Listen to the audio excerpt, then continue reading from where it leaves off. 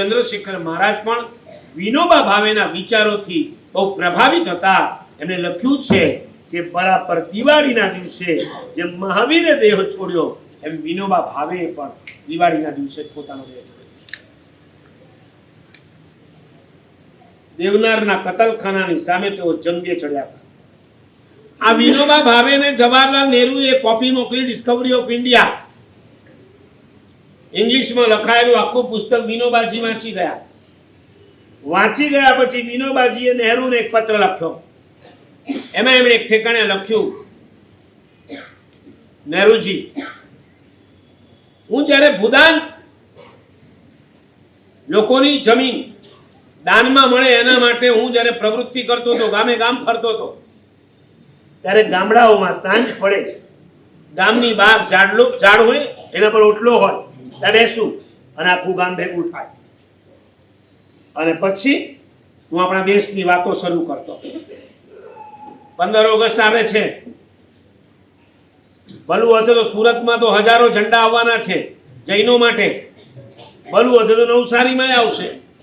આઝાદી કા અમૃત મહોત્સવ, ખાલી બોલવામાં, જીવનને સુધારવામાં કાંઈ જ નહીં. વિનોબાજીએ નહેરુજીને પત્રમાં લખ્યું કે હું જ્યારે ભૂદાન પ્રવૃત્તિ, ભૂદાન ચળવળની અંદર ગામે ગામ ફરતો ત્યારે ગામની બહાર સાંજના સમયે ઉઠલા પર બેસું, આખું ગામ ભેગું થાય અને પછી હું શરૂઆત કરું.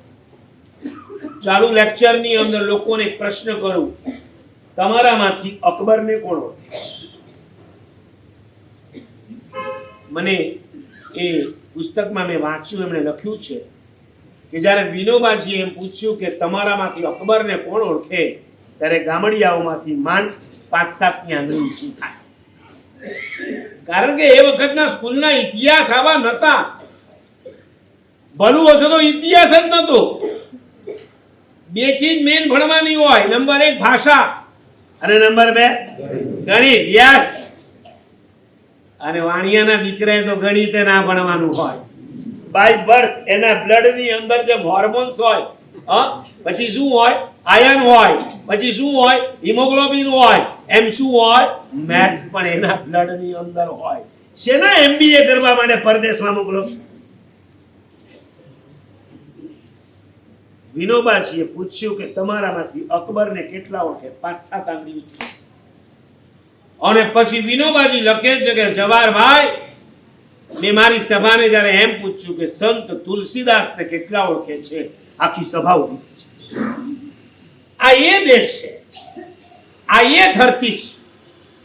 આ અવાજ જરા બંધ કરાવો ને, જેના ઘરમાં ચાલતો હોય, કલાક માટે. આ જ્યાં ચાલતો હોય શોધો.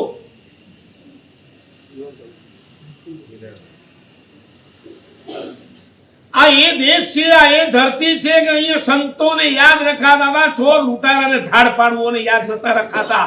અને હું ગેરંટી સાથે કહું, આ સભાને કદાચ હું પ્રશ્ન પૂછું, તમારામાંથી અકબરને કેટલા ઓળખે? બધાની આંગળી ઊંચી. અને તુલસીદાસજીને કેટલા ઓળખે? જે તુલસી માટે એમ કહેવાય કે જેણે રામચરિત માનસની રચના કરી, અને રામચરિત માનસની રચના કર્યા પછી છેલ્લે એને એક પંક્તિ બહુ સરસ લખી, હે રામ, રાવણ નતો ઈચ્છતો. સાંભળજો, આપણે આપણા મૂળ પોઈન્ટ ઉપર પાછા આવી ગયા. રાવણ નતો ઈચ્છતો કે તમે મારી લંકામાં પધારો.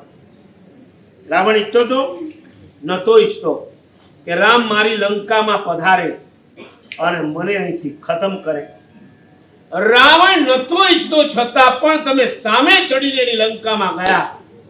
હું ઈચ્છું છું તમે મારી આ હૃદયની લંકામાં પધારો અને અંદર બેઠેલા રાગ, દ્વેષ, મોહ રૂપી રાવણને એના સિંહાસન પરથી ઉચકીને ખતમ. ભગવાનને ક્યારે આ પ્રાર્થના કરી? તમે આવા, તમે તેવા, તમે આવા, તમે તેવા, એવું ઘણી વાર કીધું. હું કેવો એવી વાત પ્રભુને કરી? રત્નાકર 25 તો આવડે છે ને?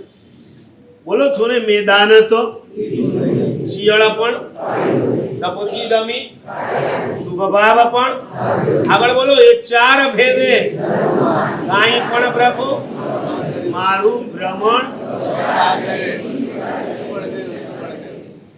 બોલો હું ક્રોધ અગ્નિથી વળ્યો વળી